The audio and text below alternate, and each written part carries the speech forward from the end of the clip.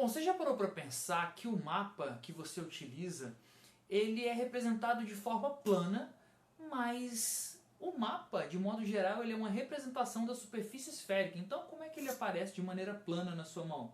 Pô, meio doideira isso aí, né?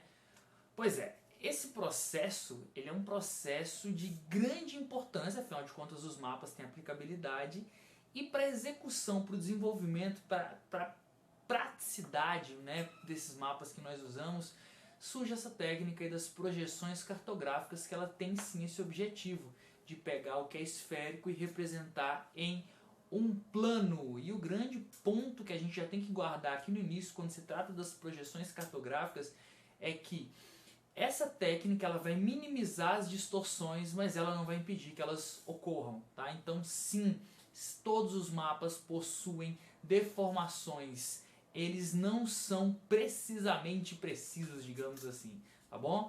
Então são formas diversas, são projeções diversas que existem, são utilizadas aí ao longo dos séculos pelas criações dos cartógrafos, né? Mas com certeza a aplicação desde as grandes navegações até os dias atuais. Bom, e o que mais a gente tem que saber sobre ela? Tem bastante coisa aí pela frente. Mas antes, um ponto importante é que as projeções, ou melhor, os mapas, eles têm de modo geral uma função geopolítica. E a gente vai perceber isso trabalhando as projeções. A gente vai perceber, por exemplo, como que o planeta Terra não tem cima nem baixo. Pois é, parece meio doideira, mas é um fato. A gente está no espaço, então não tem essa de em cima e baixo. Mas a gente percebe que nos mapas, os países europeus ou países desenvolvidos, o destaque especialmente para a Europa, já que é onde todo esse processo começa, os mapas, né, dessas regiões têm um grande destaque, têm uma grande relevância. Por que isso acontece? Porque aí entra a questão geopolítica e até econômica no que diz respeito à fabricação de mapas e a questão das projeções também. Os mapas muitas vezes atendem, ou de modo geral, é raro você encontrar um mapa que seja neutro. Eles vão atender a uma finalidade específica. E vamos ver mapas diversos aí que vão reforçar um pouco dessa minha fala. Beleza? Então vamos seguir aqui e compreender um pouquinho melhor sobre essas projeções. Bom, então como eu disse, quero que você perceba o seguinte, ó, aqui nós temos a forma esférica e aqui nós temos o plano.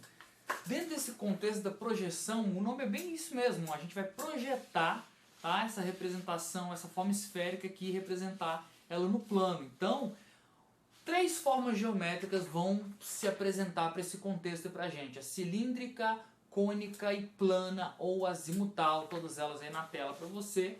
E aí voltando aqui, ó, perceba o seguinte, na cilíndrica é como se eu enrolasse, aqui ó, fizesse um cilindro que envolvesse, deixa eu ver se dá certo aqui, envolvesse esse cilindro, aí ó, o cilindro de papel, envolvendo o planeta Terra, e eu vou capturar todas essas informações presentes aqui nesse papel, tá bom? Na cônica, vai ficar bem tosco aqui, mas seria basicamente aquele chapeuzinho de festa de aniversário. Na cônica basicamente é isso, ó. Vai ter o chapeuzinho de festa de aniversário cobrindo o papel e também a plano azimutal, a gente vai ter o plano aí.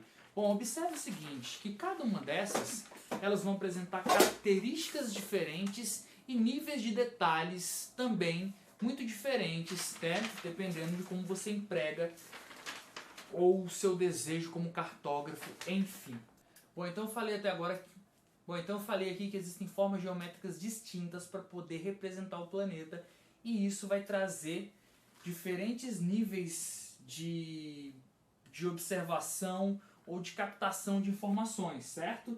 E aí eu também quero falar agora de classificações das projeções. Elas podem ser conformes, equivalentes, equidistantes ou afliáticas. Beleza? Então vamos começar pela conforme, que é muito famosa.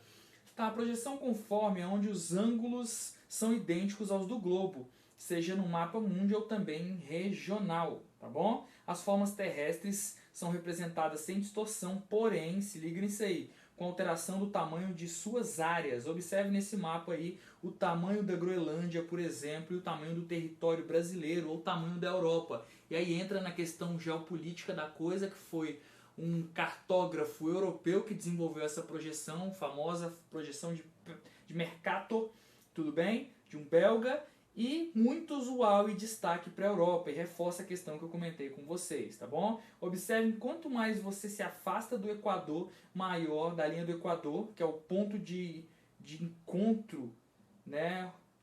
A gente vai ter aí um maior, meu Deus, uma maior quantidade de distorção, tá bom? As equivalentes, bom, então observe aí que no mapa com projeção equivalente as áreas se mantêm proporcionalmente idênticas às do globo terrestre, embora as formas estejam deformadas em comparação aí com a realidade. A de Peters é um ótimo exemplo e também tem um contexto geopolítico conhecido como a projeção dos pobres, atendendo aos estados, países subdesenvolvidos que se tornaram independentes após a Segunda Guerra Mundial. Durante o contexto de Guerra Fria, são os países do terceiro mundo, projeção terceiro mundista aí também, tá bom? Que mais? Importante destacar que essa projeção pode aparecer aí, ó, invertida, mostrando o sul na parte superior.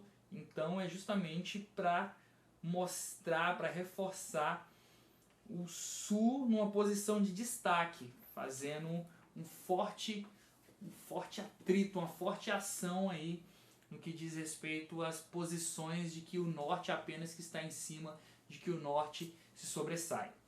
Tá bom? As equidistantes nos mapas mundi com projeção azimutal. Vamos ver.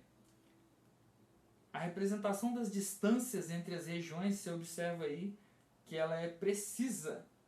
Adota como centro um ponto qualquer do planeta para que seja possível que se meça a distância entre esse ponto e qualquer outro. Essa projeção, muito utilizada para definir rotas aéreas ou marítimas. Também essa projeção azimutal é famosa e, afinal de contas, a bandeira da ONU tem essa característica. A gente pode destacar aqui também que nesse tipo de projeção você vai percebendo que os paralelos eles aparecem de forma circular e à medida que eles vão indo para as baixas latitudes, eles vão abrindo, vai tendo uma diferença aí, certo? E os meridianos vão funcionando em um sistema divergente. Já as afiliáticas é o que? Um tipo de projeção com menor índice de distorção. Tá? Um exemplo aí é a projeção de Robinson. Essa projeção não preserva nenhuma das propriedades de conformidade, equivalência ou equidistância, mas em compensação não distorce o planeta de forma tão acentuada como nós vimos em outros exemplos. Tudo bem? Então, a grosso modo, é isso aí sobre as projeções cartográficas e a gente continua nas aulas online. Valeu!